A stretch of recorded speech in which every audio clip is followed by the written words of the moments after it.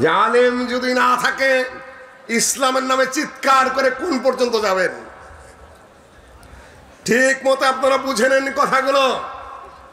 আমাদের যে পরিমাণ আলেম রয়েছে, আল্লাহ নবী পর্যন্ত আমাদের সনদ রয়েছে, আমাদের যে পরিমাণ কিতাব রয়েছে, যে পরিমাণ ইজতিহাদ রয়েছে, যে পরিমাণ তাফসীর রয়েছে, যে পরিমাণ হাদিসের ব্যাখ্যা রয়েছে, যে পরিমাণ ফিকহের আলোচনা পর্যালোচনা রয়েছে, যে পরিমাণ হাফেজে হাদিস বর্তমানেও বিরাজ করছে, মদিনা ইউনিভার্সিটি পাস, উম্মুল কোরা থেকে পাশ করা, কিংস সৌদ থেকে পাশ করা, জামিয়াতুল ইমাম থেকে পাশ করা, আল আজহার থেকে পাশ করা, জামিয়া সালাফাতে পাশ করা, পাকিস্তানের বিভিন্ন ইউনিভার্সিটিতে পাশ করা, বাংলাদেশেরও বিভিন্ন ইউনিভার্সিটি থেকে বড় বড় মাদ্রাসা থেকে পাশ করা যে পরিমাণ আলেম ছিল এবং বর্তমানে বিদ্যমান রয়েছে, তার সিকি অংশ কারোরই নাই।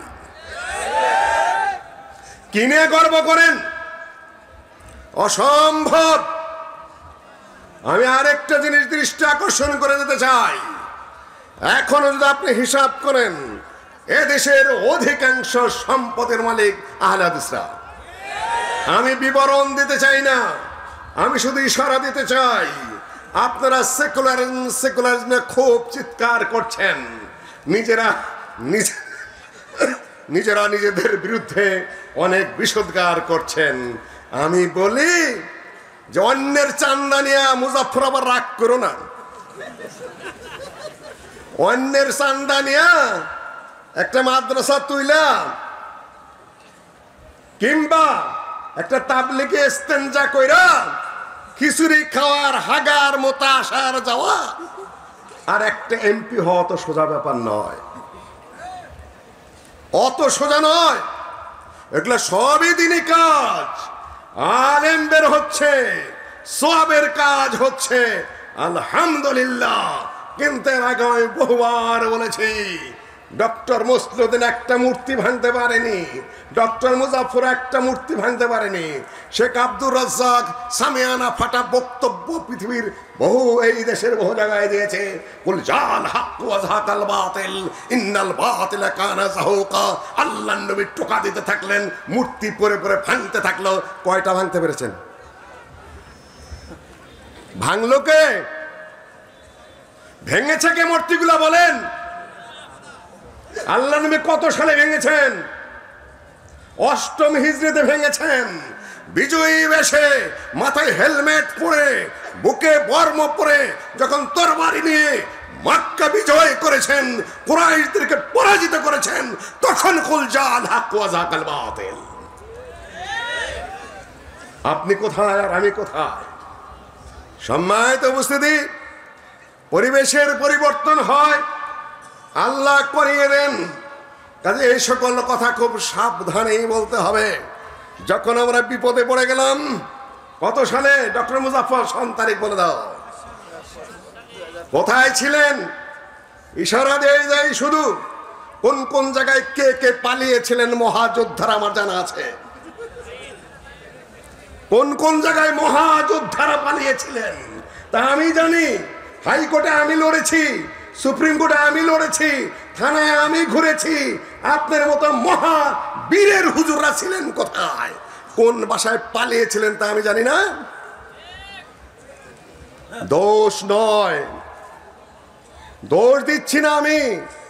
খালাকাল্লাহু লিল হারবির জালা ওয়া খালাকা উনাসান বিল কাসআতি ওয়া সারিদি। আল্লাহ যুদ্ধের জন্য, সাহসিকতার জন্য, সম্মান, সব সংগ্রামের জন্য কিছু পুরুষ তৈরি করেন, আর কিছু পুরুষ তৈরি করেন শুধুমাত্র থালি চাটার জন্য। থালি চাটা দোষের নয়, কিন্তু কথা যেভাবে বলেন মনে তো হয় যেন দুনিয়ার বীর পুরুষ আপনারই কয়েকজনই, তাই না? খুঁজে তো পাওয়া যায় নাই সময় মতো। সম্মানিত উপস্থিতি, কাজে সেকুলার খুব আওয়াজ তুলেছেন। আজকে সেকুলার বলেন, কালকে সেকুলার বলে দাওয়াত খান। আজকে সেকুলার বলেন, কালকে সেকুলারের পকেটের পয়সা দিয়ে আপনার জমি জমা হয়। আজকে সেকুলার বলেন, যে সেকুলার আগেই বলেছি সব সেকুলার এক সেকুলার নয়, ওরা সেকুলারিজম বোঝেই না। আওয়ামী লীগের কোন নেতায় সেকুলারিজম বোঝে? বিএনপির কোন নেতায় সেকুলারিজম বোঝে? কুফরি সেকুলারিজম কারে কয় সে জ্ঞানই নেই তাদের, আর আপনি আলতু ফালতু গালি দিয়ে যাচ্ছেন। একদিকে আমার বিরুদ্ধে অভিযোগ চালিয়ে দিয়েছেন, মহা অভিযোগ। আমি বলতে চাইনি এগুলা, ছেলেরা বলে স্যার অতিষ্ঠ করে ফেলেছে, দু একটা কথা বলতেই হবে। সেকুলার ডক্টর ইউনূস ইসলামী আন্দোলনের একজন খলিফাতুল মুসলিমিন নাকি? কি তুমি গেলা কেন ওখানে? তুমি কি মানুষকে পাগল পেয়েছ? তোমার চেয়ে ট্যালেন্টেড ছাত্রগুলোকে পড়ায়, যাওয়ার সাথে সাথে এখন ডিপার্টমেন্ট চেয়ারম্যান পড়ায় 3 জন আমার ছাত্র, ব্যাগ হাতে দাঁড়িয়ে থাকে রাস্তায়, স্যার আসতেছে। সম্মানিত উপস্থিতি, এগুলা আদব, এগুলা আখলাক, এগুলা হায়া, এগুলা শরম, এগুলা লজ্জা, এগুলা বাবার শিখাতে হয়, পরিবারের শিখাতে হয়। ইন্নামাল উমামু বিল আখলাকি ফাইনহুম যাহাবাত আখলাকুহুম যাহাবু। নিজেই চিৎকার করে তুমি বলা বলে করছো আমি হতে পারি রিকশাওয়ালার পোলা, তাই বলে কি আমি প্রতিনিধি হতে পারি না? আমি তুমি রিকশাওয়ালার পোলা এটা তো আমি বলি নাই, আমি বলেছি আলেমের ঘরের আলেম। নিজের পরিচয় নিজে তুলে ধরেছ। শুকরের রাখালের আদব আছে, কুকুর যারা বলে তাদের সম্মান বোধ আছে, লজ্জাবোধ আছে, সিনিয়রিটি জুনিয়রিটি জ্ঞান আছে, আদব আখলাক আছে, হায়া শরম আছে। কোথায় তোমাদের লজ্জা শরম আদব আখলাক, হায়া শরম কোথায়? সম্মানিত উপস্থিতি, জাতি গঠন ভাবে হয় না, তবে জাতি গঠিত হচ্ছে তা আমরা জানি। আমাদের চোখের আড়ালে সভ্যান গড়ে উঠছে, লেখাপড়া করে উন্নত শিক্ষা নিয়ে, উন্নত আদব আখলাক নিয়ে বাংলাদেশ আহলের ছাত্র সমাজ গড়ে উঠছে। উন্নত আদব আখলাক নিয়ে, উন্নত শিক্ষা নিয়ে, উন্নত ধ্যান ধারণা নিয়ে সব কিছু নিয়ে তারা গড়ে উঠছে।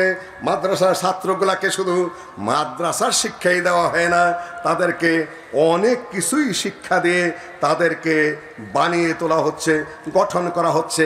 এক সময় তারা পার্লামেন্টে প্রতিনিধিত্ব করবে, এক সময় তারা সিনেটে প্রতিনিধিত্ব করবে, এক সময় তারা জাতিসংঘে প্রতিনিধিত্ব করবে ইনশাআল্লাহ। তোমরা কি মনে করেছো তোমাদের দাবি যে ডক্টর আব্দুল বারী সাহেব ভাইস চ্যান্সেলর ছিলেন, তিনি সেকুলার? তোমাদের এই সকল কথা, ব্যাক্কেলের মতো কথা, নির্বোধের মতো কথা তিনি মাদ্রাসা নিয়ে কি বলেছেন শোনো, কান পেতে শোনো। আমি চেয়েছিলাম যে তোমাদের মধ্যে যাদের মধ্যে একটু প্রতিভা দেখি, তোমরা ভালোভাবে লেখাপড়া করো। তোমার সাথে আমার কয়েকবার বৈঠক হয়েছে, অনেকেই বলে বসেন না কেন, বহু কথা হয়েছে। আমি বলেছি তুমি পিএইচডি করো, আমি বলেছি তুমি মাস্টার্স কমপ্লিট করো, আমি বলেছি তুমি 10 বছর ডিগ্রি নাও, আরো উপরে উঠো। প্রকাশ্য ময়দানে বলেছি বাপের পথে মাদ্রাসা তোমার বাবা এবং তোমার ভাইয়েরা চালাক, তুমি উপরে আসো।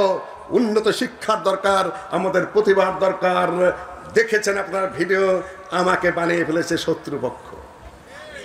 ভালো পরামর্শ আমি কম দেই নেই তোমাকে জীবনে।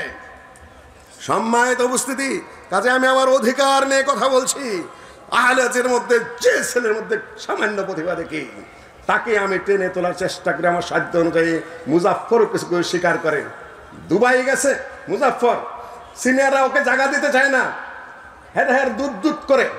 আমি আস্তে করে বসে ওকে কম প্রশ্ন করি যাতে খাপ খাওয়ায় নেই। শেষ পর্যন্ত ওর কোটটা আমি গায়ে দিলাম, আমাকে বুঝতে দেই নাই, যাতে ওরা বুঝে নেয় যে তার সাথে আমার সম্পর্কটা কি। এই তাবলিগ ইজতেমায় তো ওকে কোনোদিন বক্তৃতা করতে দিতে চায় না, বলে না বক্তৃতাও করবে। গ্রামের কয়েকটা সবাই তো হইতে আলোচনা করলো উত্তর এলাকায়, না তুমি বক্তৃতা করো।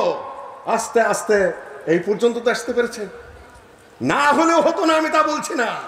কিন্তু যার মধ্যে সামান্য প্রতিভা দেখি তাকেই চিন্তা করি যে আমার কওমের ছেলে, সে একটু আগে আসুক। জামাইয়ের দাঁতের মধ্যে শুধু ময়লা, দাঁত মাজে না। শাশুড়ি দেখে বড় ঘৃণা করে, গন্ধ আসে। শাশুড়ি বলেছে বাবা চাইরা না পয়সা দেয়, বলেছে বাজারে কুশাল পাওয়া যায়। আপনারা কি বলে, আখ বলে নাকি? আখ বলে যে বাজারে যে একটা আখ খাবা, মানে আখের গুতায় গুতায় দাঁতের ময়লাটা ওঠে। জামাই চাইরা না পয়সা নিয়ে যায়, বাজারে যায় গাপ কিনা খেয়েছে, তাহলে দাঁতের অবস্থাটা কি হবে? আমি বললাম কি আর তুমি করলা কি তাই বলো?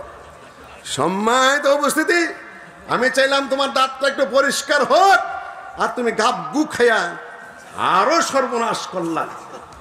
সম্মানিত উপস্থিতি, শোনো, আমাদের মাদ্রাসাগুলো কি ধরনের হবে? একদল কর্মী তৈরির প্রশিক্ষণ কেন্দ্র হিসাবে। ডক্টর আব্দুল বারীর ভাষা, তুমি তাকে বলছো সেকুলার? মাদ্রাসা শুধু পড়ার জন্য নয়, বহু জ্ঞানে গুণে সাহসে কর্মী শিক্ষার জায়গা এটা। আরো তুমি দেখো, আর দেশে প্রচলিত আদর্শহীন, ধর্ম নিরপেক্ষ, বরং ধর্ম বিরোধী শিক্ষা ব্যবস্থা এই পরিবেশকে আরো অসুস্থ করে তুলেছে। কার ভাষা? ডক্টর আব্দুল বারী স্যারের ভাষা। ধর্ম বিজ্ঞান প্রগতি, তার দাওয়ার বই পড়ে দেখো, ওমাল্লাম ইয়াহকুম বিমা আনজালাল্লাহ ফাউলাইকা হুমুল কাফিরুন উলাইকা হুমুল ফাসিকুন উলাইকা হুমুজ জালিমুন। এই আয়াতের ব্যাখ্যা করতে গিয়ে তিনি ইংরেজদের একটা কথা নিয়ে এসেছেন, it makes no difference whether those who prevent the performance of Islamic systems and Islamic rites are infidels in practice and in personal life and practice, or infidel in name but, or Muslim in name but infidel in their infidels in their practical life।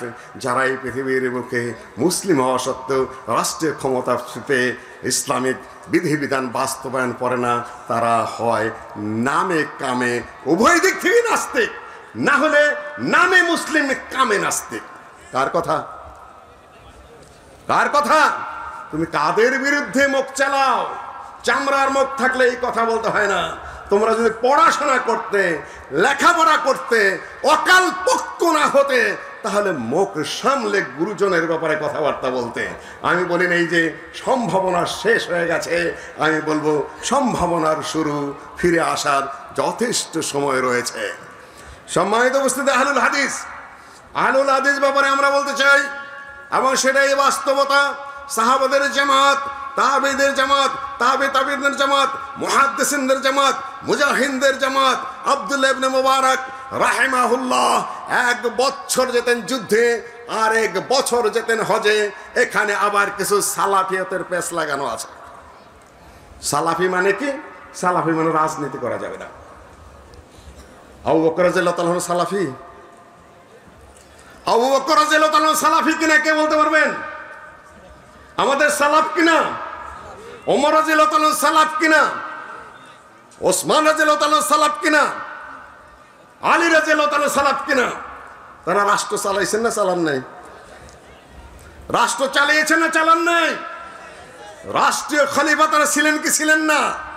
এরা কেউ সালাফ না নাকি? গাধা মার্কা কথাবার্তা একটা সীমা আছে, বেউকুফের একটা পরিসীমা আছে। আল্লাহ নবী রাষ্ট্র চালিয়েছেন, খোলাফার বা রাষ্ট্র চালিয়েছেন, তাবেঈগণের মধ্যে যারা তা রাষ্ট্র চালিয়েছেন, যুগের পর যুগে ইসলামিক আলেমরা জাস্টিস ছিলেন।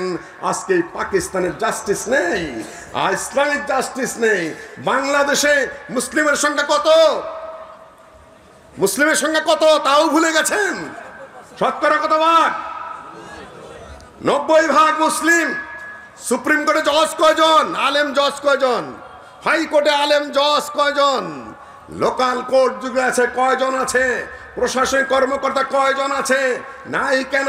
সৌদি আরবে যদি 97% মুসলিম থেকে থাকে, বাকিগুলো শিয়া মুসলিম নয়, শিয়া কাফের। গোটা দেশের প্রতিটা জজ হলেন ইসলামিক শিক্ষায় শিক্ষিত। আপনার দেশে 90% মুসলিম হওয়া সত্ত্বেও আপনি কেন জজ হতে পারলেন না? কেন পারলেন না?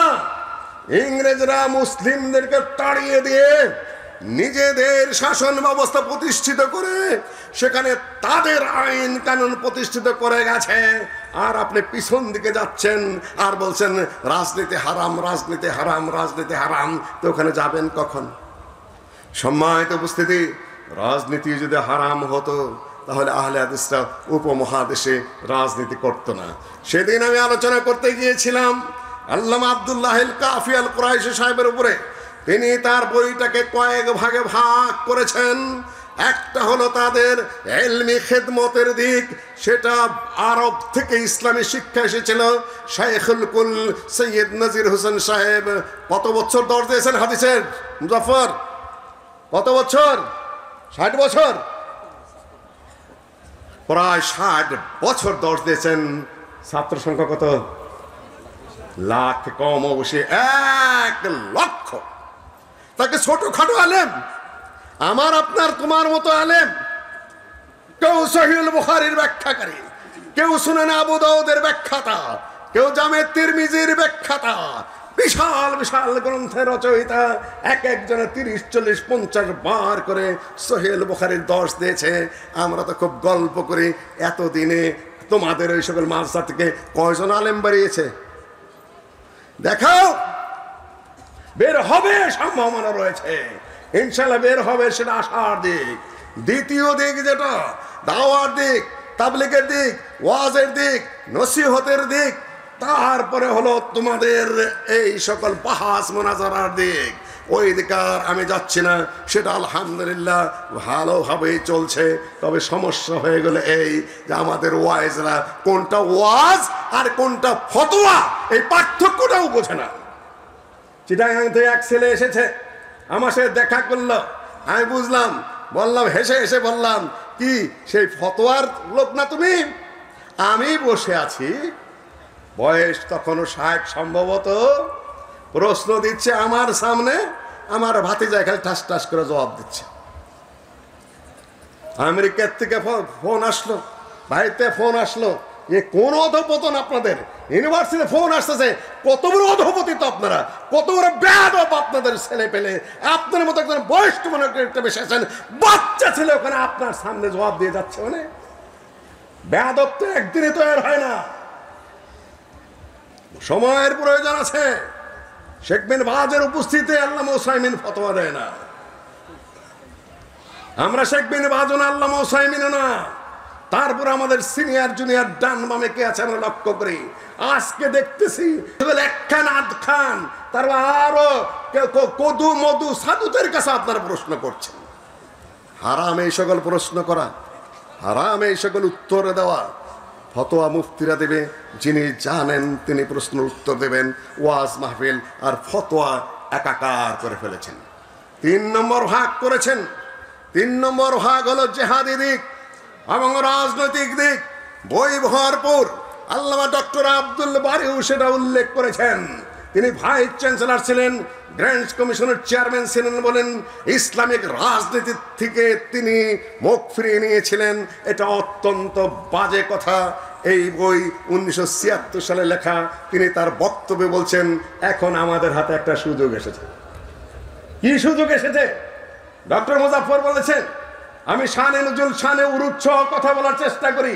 কোন প্রেক্ষাপটে ডক্টর আব্দুল বারী সাহেব কি বলেছেন, কোন প্রেক্ষাপটে আরো বলে যাই, সেদিন বলিনি। আহলে হাদিস আন্দোলনে কাফি সাহেবের অবদান, 2টা ভাষণের মধ্যে একটি বক্তব্যে 15 বার আর একটি বক্তব্যে 35 বার, মোট 50 বার তিনি আহলে হাদিস আন্দোলন বলেছেন। আন্দোলন মানে কি, কোন প্রেক্ষাপটে বলেছেন সেটা এখন বলার সুযোগ নাই, আমি ছাত্রদের যুবকদের সেমিনারে বলবো। সম্মানিত উপস্থিতি, 76 সালে এমন কি ঘটনা ঘটলো যে প্রফেসর ডক্টর আব্দুল বারী স্যার বললেন, এখন একটা সুযোগ এসেছে, হয়তো এরপরে আর সুযোগ আসবে না, আসবে কিনা বলতে পারবো না। আর আসেনি, এখন একটা সুযোগের সৃষ্টি হয়েছে। একটা সুযোগের সৃষ্টি হয়েছে। 16 বছরের জগদ্দল পাথর, হয়তো বলতে পারে না আহলে হাদিসরা তো একটু ছিল, আহলে হাদিসরা রাজনীতি করে না বলেই শান্তিতে ছিল। খালি যদি মাঠে একদিন নামতেন, দেখতেন পিষে ফেলতো, কাউকেই ছাড় দিত না, দেওয়ার মতো নয়। এর আগে সরকার কি করেছে? আহলে হাদিসের উপর নির্যাতন গেছে কি যায় নাই? আমি বলেছিলাম বংশালে, এইটা কেউ পছন্দ করে না, বিবি সাহেব পছন্দ করে না। আমি বলি আমার প্রেক্ষাপটে আমি আমার ভাব মতো উপস্থাপন করে, ঘরের সমন্বয়ক আছে, কমনওয়েলথ সম্মেলনে গিয়ে এই পোশাক নিয়ে এসেছে, এই যেটা এটা পরেছি, এটা সুন্নত কিছুই না, এটা হলো ফ্যাশন। সম্মানিত, আবার তাই বলে কালকে আবার ট্রোল করা শুরু করবে, বসে আছে। চামচা চুমচা কয়েকজন বলে পালে 5 বছর আগে শুনেছি। এত ছোট মানুষটা মুখ খারাপ করতে চাইনি আমি। ওই বেয়াদবকে একটু স্তব্ধ করতেই হয়, ওরা সাহস পায় না। সম্মানিত উপস্থিতি, ঘরে সমন্বয়ক রয়েছে, এটা বলে এই প্রেক্ষাপটে 2 নম্বর কথাই ওই ডক্টর মুজাফফর হাটে হাড়ি ভেঙে দিয়েছে। প্রথম খুব রাগারাগি হয়েছে ঘরে এই নিয়ে যে উপদেশে সমন্বয়কদের গুরু বলা হয়, আবার উপদেশটাও। এটা বলে যেটা বলতে চাই সেটা হলো আমার সামনে কথা একটু সাবধানে বলতে হবে। এর আগের সরকারের আমলেও আমরা সুখে ছিলাম না। ডক্টর আসাদুল্লাহ আল গালেব, তারপরে আব্দুল সামাদ সালাফি শেখ, তারপরে 45 থেকে 46 জন মানুষকে জেলে কে ঢুকিয়েছিল? কোন কথা জবাব চাই না, আমি শুধু খেয়াল করে দিতে চাই আমরা ক্ষমা করে দিতে পারি কিন্তু ভুলে যেতে পারি না। এই জন্য ওই সময় আমি বলি শানে নজরুল এইটা। তোমরা হয়তো বলবা যে আমি বোধহয় অহংকার করে কথা বলতে, না না, লক্ষ্য ওটা না, লক্ষ্য এইটাই, ডাইনেও আছে বামেও আছে, মাঝখান থেকে কথা বলছি। তুমি কথা বলতে মসজিদের সামনে একটু সাবধানে বলবা। খালি মাথায় টুপি দেখেন তারাই নাই। কি কারণে তারা জেলে গেল? কি কারণে হালাসের বইগুলো পুড়ে ফেলতে হলো? কি কারণে সারা দেশে আমিন রফল এদেন বন্ধ হয়ে গেল? কারা করেছিল? সামনে খুব সুখকর কিছু আমি লক্ষ্য করছি না।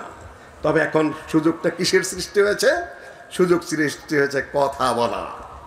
আমরা কথা বলতে পারছি, আমরা দৃষ্টি আকর্ষণ করতে পারছি, কিন্তু জেলাও সেই কদু, ওগুলো আমরা স্পষ্টভাবে বুঝি। আমাদের সংগ্রাম করেই যেতে হবে, আমাদের আন্দোলন করেই যেতে হবে, আমাদের দাবি জানিয়ে যেতে হবে, আমাদের সুসংগঠিত হতেই হবে, আমাদের ঐক্যবদ্ধ হতেই হবে, আমাদের শক্তিমত্তা প্রদর্শন করতেই হবে। বসে থাকার কোনো উপায় আমাদের নেই। যেটা প্রথম দিকে আমরা যেটা সম্মেলন করার একটা প্রস্তুতি নিয়েছি, সেটা হলো 10 লক্ষ লোক যদি হয় কমপক্ষে, ওইটা আমরা একটু করার চেষ্টা করব। ডক্টর মুজাফফর আমার কানে কানে আগে দিয়েছিল, আমি ওটাকে ভালোভাবে গ্রহণ করেছি। জমিয়তের কানে তার পড়ে গেছে। এখন একটি আয়োজন করতে হবে, কোনো সরকার পতনের জন্য নয়, কোনো সে ক্ষমতাও নেই আমাদের। তবে আমাদের উপস্থিতিটা এখনো পর্যন্ত আমাদেরকে রাজনৈতিকভাবে, ধর্মীয়ভাবে কোনো দিক থেকেই কাউন্ট করা হচ্ছে না। আপনারা জানেন কিনা সেটা বুঝতে পারছেন? আপনারা এখনো মনে করছেন যে 10-20 হাজার মানুষ একত্রিত করে স্লোগান দিয়ে মনে করছেন যে তারাই ক্ষমতায় চলে যাবেন। কেউ কেউ মনে করছেন বিশ্ববিদ্যালয়ের 2-4টি পোস্ট পজিশন আমরা নিয়েছি, 2-4টা চেয়ারম্যান, 2-4টা প্রতিষ্ঠানের ক্ষমতা আমরা নিয়েছি, 2-4টা ইমাম চেঞ্জ করেছি। দেশ তো আমাদেরই, দেশ তাদের না আপনাদের। তাদের ভোটের মাঠে আসলে কোথায় আসতে হবে? কোথায় আসতে হবে? 4 কোটি আহলাজের কাছে আসতে হবে। এই মাঠে 2 আঙ্গুল তুলে পরিষ্কার করে বলে দিচ্ছি, যারা আহলে হাদিসের একটা মানুষের গায়ে হাত দিয়েছে, ক্ষমা চাওয়ার আগ পর্যন্ত, সমঝোতায় আসার আগ পর্যন্ত, মাথা নত করার আগ পর্যন্ত একটি ভোট আহলে হাদিস কাউকে দেবে না। আমি আবার বলে দিচ্ছি, সারা দেশে ঘোষণা দিয়ে দিচ্ছি, এক ভোটও কারো কোথাও যাবে না। কেউ বেঈমানি করবেন না, কওমের সাথে বেঈমানি করবেন না, কওমের সাথে বেঈমানি করবেন না, ফাঁক দিয়ে গিয়ে অন্যের সাথে হাত মিলাবেন না। সেদিন একটা বড় কটু কথা বলেছি। আমরা মাথা কোথায় বিক্রি করে রেখেছি? প্রফেসর প্রফেসরনি, মাস্টার মাস্টারনি, শিক্ষক শিক্ষয়িত্রী ইত্যাদি ইত্যাদি যারা আছে, তারা জমিয়ত আহলে হাদিস সহ আহলে হাদিসের মঞ্চের আগে আগে বসে, কিন্তু মাথাটা কোথায়? মাথা ব্রেন বর্গা দিয়ে আসছে আরেক জায়গায়। কথা বড় কঠিন কিন্তু বাস্তব সত্য। আমাদের ছেলেরা কোথায়? সব অন্য দলে, অন্য পার্টিতে। তাও আমি জানি সব না হলেও বিরাট একটা সংখ্যক আহলে হাদিস দাবি করছেন। আপনার মাথা বর্গা দেওয়া অন্য জায়গায়, আপনার ছেলেবেলারা কোনো অন্য পার্টি, অন্য দল, আর এখানে যে চেহারা দেখান তারপরে আপনি কালচারে চলে যান, আপনাকে দেওয়া হবে ঘোড়ার ডিম, কিছুই হবে না। আমি বলবো আজকে ইসরায়েলের কারাগারে যখন ফিলিস্তিনিরা বন্দী, আহলে হাদিসের মাথা অন্যান্য পার্টির কারাগারে বন্দী, আমাদের এই বন্দীগুলোকে মুক্তি করে দিন। কথা বোঝেননি এখন? আমার বোঝেননি এখনো? অন্য যে কোনো পার্টিতে, অন্য যে কোনো দলে আমাদের ছাত্ররা, যুবকেরা নিজেদেরকে বন্দী করে রেখেছ, তারা মুক্ত হয়ে চলে আসো। এই মুহূর্তে আমাদের নেতৃবৃন্দ যারা এখনো পর্যন্ত অন্য দল, অন্য পার্টি, অন্য চিন্তায় নিজেদেরকে বন্দী করে রেখেছেন, তারা এই মুহূর্তে ফিরে আসুন। লাস্ট কথা, আমাদের ভবিষ্যৎ সম্ভাবনা কি? সম্ভাবনা একটা দলেরই আছে। সেদিন পিনাকি ভট্টাচার্য বলেছেন, ফ্রান্স থেকে একটা আন্দোলন কায়েম করতে গেলে তার ইতিহাস লাগে, একটা আন্দোলন কায়েম করতে গেলে তার অতীত লাগে, একটা আন্দোলন কায়েম করতে গেলে তার কিছু হিস্ট্রিক্যাল ডকুমেন্ট লাগে, একটা আন্দোলন কায়েম করতে গেলে তাদের সামাজিক কিছু ভিত্তি লাগে। আপনাদের সেই ভিত্তি আছে কিনা? বোঝেননি এখনো? আমি জানি যে বুঝবেন না, তারপরে এখন অনেকেই বোঝে। আমি আবার বলি, 2 মিনিট সময় দাও মাত্র। একটা পিনাকি ভট্টাচার্যের বক্তব্য অনেক আহলে হাদিসের পক্ষে বলছেন, লোকটা সত্য কথা বলেছে। বাংলাদেশের সমাজ, ইতিহাস, রাষ্ট্র অনেক কিছু ঘটেছে, আহলে হাদিসের পক্ষে অনেক বক্তব্য দিচ্ছে। একটা সামাজিক আন্দোলনের জন্য তাদের ইতিহাস লাগে, তাদের ঐতিহ্য লাগে, তাদের রক্ত দেওয়া লাগে, তাদের সোশিয়াল কিছু ভিত্তি থাকতে হয়, শিক্ষাগত যোগ্যতা থাকতে হয়। তা কার আছে বলেন? কে বলতে পারবেন? কে বলতে পারবেন? ইংরেজদের বিরুদ্ধে যুদ্ধ কে করেছে? সম্পদ বাজেয়াপ্ত কাদের হয়েছে? ফাঁসির কাস্টে কাদেরকে ঝুলানো হয়েছে? আন্দামান দ্বীপপুঞ্জে কাদেরকে পাঠানো হয়েছে? আপনারা কিছুই খেয়াল করতে পারতেছেন না। এই দেশের স্বাধীনতা আন্দোলনের মূল ভিত্তির ইতিহাস আহলে হাদিসদের রয়েছে। ওরা এটা স্বীকার করতে চায় না। ওরা বলে ওয়াদ্দেদার, তার আরেকটা মহিলা কি যেন মাস্টারদা সূর্য সেন, ইউনিভার্সিটিতে ওই অজানা ডার্ক হর্সদেরকে তারা উল্লেখ করে বেড়ায়। কিন্তু আমাদের ইতিহাস যেটা, সেটা আহলে হাদিসের 2 পলিটিক্যাল হিস্ট্রি। আপনি যদি 1900 সাল থেকে তার আগে থেকে শুরু করেন, মুসলিম লীগের দায়িত্ব বলেন, কৃষক প্রজা পার্টির দায়িত্ব বলেন, পত্রিকার সম্পাদনা বলেন, আল্লামা আব্দুল্লাহ আল কাফি, আব্দুল্লাহ আল বাকি, মৌলানা আকরম খাঁ প্রত্যেকটি রাজনৈতিক দলের সাথে সম্পৃক্ত ছিলেন। আমার আরেক ভাতিজা অত্যন্ত ভদ্র ছেলে, আমি তাকে নিয়ে এখনো কথা বলবো না। তোমার এত দ্রুত কথা বলা ঠিক হয়নি। যেমন আব্দুল্লাহ আল কাফি আল কুরাইশি রাজনীতি কি কি বলেছ, এগুলা তুমি আদৌ ঠিক বলো নেই। তুমি আরো বুঝে কথা বলো। তোমার থেকে এই ধরনের বক্তব্য আশা করি না, কেননা তোমরা এখনো ভদ্র হিসাবে পরিচিত আমার কাছে। ওই সকল কথাবার্তা এত দ্রুত গতিতে বলতে যাও না। 3 নম্বর, এই দেশের এলমি সানাত লেখাপড়ার দিক থেকে আহলে হাদিসরা এগিয়ে আছে, যেটা আগেই বলেছি। সব দিক থেকে এই দেশে যদি একটি আন্দোলন, সহি আন্দোলন, সঠিক আন্দোলন, ন্যায় নীতির আন্দোলন, উন্নত মানের সমাজ গঠনের আন্দোলন, সহি রাজনৈতিক আন্দোলন যদি গড়ে তুলতে হয়, কারা পারবে? জোরে বলুন, কারা পারবে? এটাই আজকের আমার লাস্ট বক্তব্য। আগেও দেখেছি, কিছুদিন আগে দেখেছি, বর্তমানে দেখছি 2-4টা পোস্ট পজিশন যে ধরনের কারাকারি, যে ধরনের চাই চাই চাই চাই কামড়া কামড়ি শুরু হয়েছে। তার মতো কামড়া কামড়ি সেটা আমি বলবো না। ওই কামড়া কামড়ের মানসিকতা দেয়া, আপনি ইসলাম কায়েম করবেন, ন্যায় নীতি কায়েম করবেন, ইসলাম বাদই দিলাম, স্বাভাবিক সমাজে ন্যায় কায়েম করবেন, এটা অসম্ভব ব্যাপার, সম্ভব নয়। সেখানে আহলে হাদিসদেরকে আসতে হবে। আমি কয়েকটা কটু কথা বলেছি আমাদের ছেলেদেরকে, তোমরা ভুল বুঝেছ, কাছে আসো এবং বোঝার চেষ্টা করো, শোনার চেষ্টা করো। কালকের থেকে যেন এই সকল ট্রল মরল কিছু না হয়। আরেকটা কথা বলি, এই ট্রল করা আহলে হাদিসের স্বার্থে নয়, সালাফিয়তের স্বার্থে নয়। শিয়ারা বলে আমরা আলীর ভক্ত, মুআবিয়ার দুশমন। আহলে সুন্নাহরা বলে যে এটা হব্বি ইসলামও নয়, হব্বি আলীও নয়, বাগাবতে মুআবিয়াও নয়, এটা হলো আদাওয়াত ইসলাম। এটা হলো ইসলামের দুশ্মনী।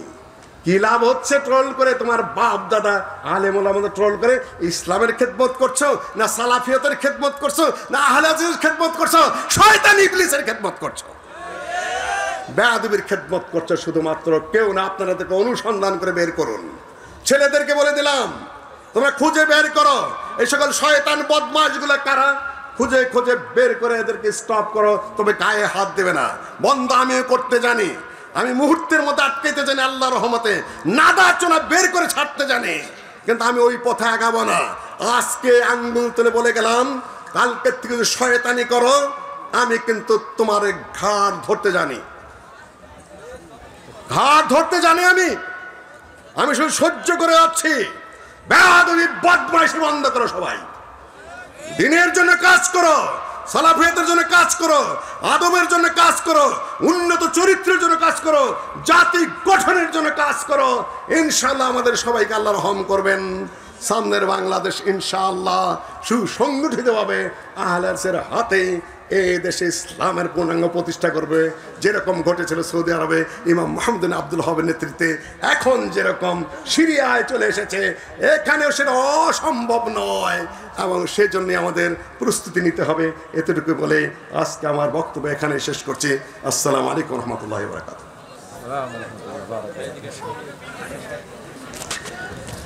সম্মানিত ভাতৃমণ্ডলী, এই সীমান্ত এক্সপ্রেসকে আমাকেই থামাতে হয়। শুরু হলে থামে না, ট্রেন চলছে, কখন ছুটে যায় কিনা আল্লাহ ভালো জানে। যাক, থামাই দিয়েছে আলহামদুলিল্লাহ। আপনারা কি রাগ করছেন তার বক্তব্য শুনে? কেন রাগ করবেন? সবচেয়ে বকা দিলে আমাকেই দেয়, আর সবচেয়ে সম্মান তাকে আমি করি। আমি শুরুতে একটা কথা বললাম, বাপ চলে আসলে আর বেটার বক্তব্য বললাম না, কথাটা আমি দেখেছি আসছে। তো মুরব্বীরা কিছু কথা বলে, সেইটা নাকি ভাবতে হয় কেন কথা বললেন। তাদের অভিজ্ঞতা অনেক বেশি। আমি শেখের জন্য দোয়া করি, আল্লাহ যেন তাকে হায়াতে তাইয়্যিবা দান করেন, আমিন। কি পড়া যে পড়েন, কত গবেষণা করেন, লাইন লাইন পড়েন। তো আমি কথা বেশি বাড়াবো না। আমাদের হাতে আর 3 জন আছে, কিন্তু রাত এখনো বেশি হয়নি, তাই না? এই আলোচনা শেষ হওয়ার কত কয়টায়? 3টার দিকে, তাই না? হ্যাঁ, না, আমরা শেষ করব খুব তাড়াতাড়ি। আমরা এতক্ষণ বাংলা শুনলাম, তো একটু আবার কি, একটু আমরা আবার অন্য ভাষায় বক্তব্য শুনি, সুবিধা হবে ইনশাল্লাহ। আমাদের তরুণ আলেমে দিন অপেক্ষা আছেন, কালকেও তাদেরকে দেখছেন, তার বক্তব্য আপনারা সবাই শুনবেন ইনশাল্লাহ, ইনশাল্লাহ। এখন এরপরে আমরা এই রাহুলকে নিয়ে আসো। আমাদের মানে নতুন প্রথম এসেছেন এই মাদ্রাসায়, আল্লাহ যেন বরকত দান করেন, আমিন। শেখ ডক্টর আব্দুল মমিন মাদানী, তিনি আলোচনা করবেন। তার আগে আমি সামনে নিয়ে আসছি নেপাল জমিয়তে উলামে আহলে হাদিসের সম্মানিত সেক্রেটারি জেনারেল আল্লামা শেখ মঞ্জুর আহমদ মাদানী, নেপাল। আমি মোহতারামকে তার আলোচনা উপস্থাপন করার জন্য বিনীত আহ্বান জানাচ্ছি।